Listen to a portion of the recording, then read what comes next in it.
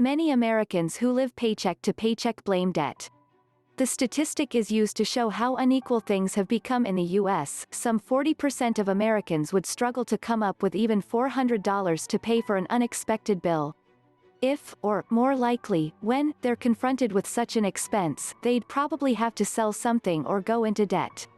The now oft-cited figure comes from the Federal Reserve's 2018 Survey of Household Economics and Decision-Making, in which some 12,000 households were asked about their financial well-being. Just how have so many Americans become so short on cash? Anqi Chen at the Center for Retirement Research at Boston College recently tried to answer that question. If that many people can't cover a very small, unexpected expense, how can we expect them to save for retirement? Chen said, explaining the center's interest in the bleak finding.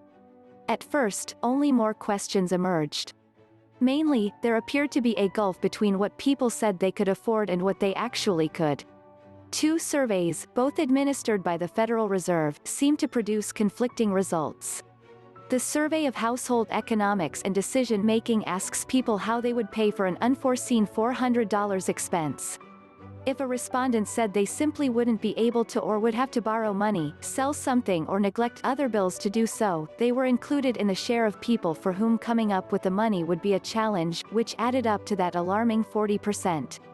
Yet the Survey of Consumer Finances, which asks respondents for their bank account balance, found the share of households who have less than $400 in their checking or savings accounts was closer to 20%. For some reason, many people who had $400 on hand still said they'd struggle to come up with the money. We were scratching our heads. Chen said. Ultimately, the researchers landed on a plausible explanation for both the discrepancy and why so many Americans are living paycheck to paycheck debt. Many of the people who have $400 or more available to them likely have already earmarked that money for another obligation, and so, in other words, the cash isn't really available to them. Frequently, Chen said, it's an upcoming credit card bill tying up the money.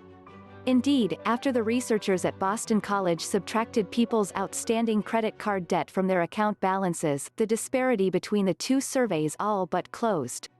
Unpaid credit card balances are high-interest loans. Chen said. I'm not surprised that households want to pay that off as quickly as they can. The average interest rate today is almost 18%, compared with 12% a decade ago, according to creditcards.com. Even in more affluent houses, debt sucks up cash.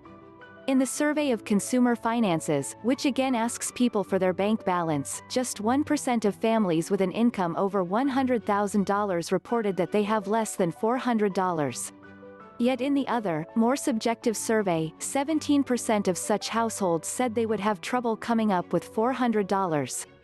Higher earners are contending with mortgages, installment loans, and about half of them have student loans, Chen said. While many Americans are broke because they recently lost a job or have only a high school degree, many others are just turning their paychecks over to debt collectors. These loan payments, the researchers conclude, could explain why so many middle and higher income households do not have precautionary savings. Thanks for watching. Please hit the subscribe button, and leave a comment below.